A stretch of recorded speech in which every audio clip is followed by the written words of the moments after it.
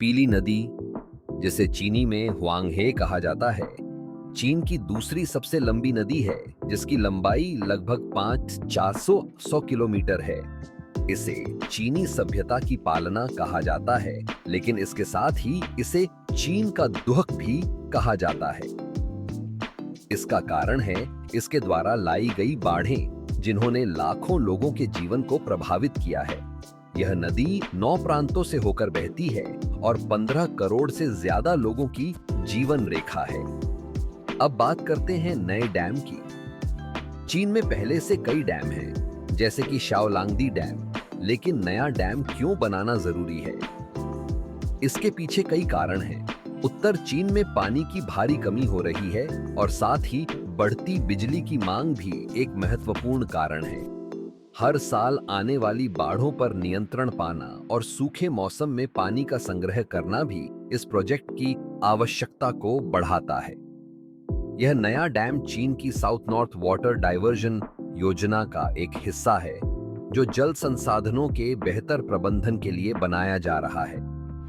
यह नया डैम चिंगहाई प्रांत में बनाया जा रहा है और इसका बजट अरबों डॉलर का है।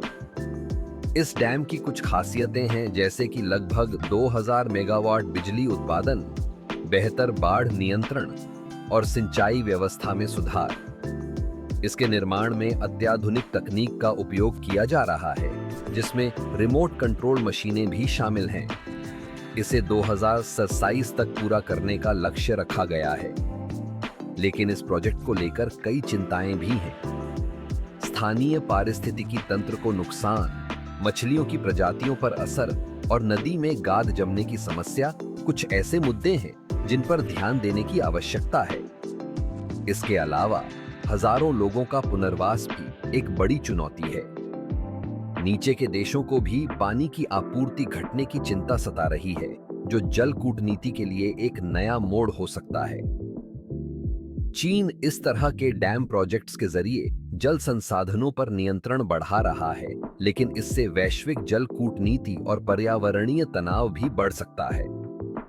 जलवायु परिवर्तन के इस दौर में क्या यह डैम समाधान है या एक नई समस्या?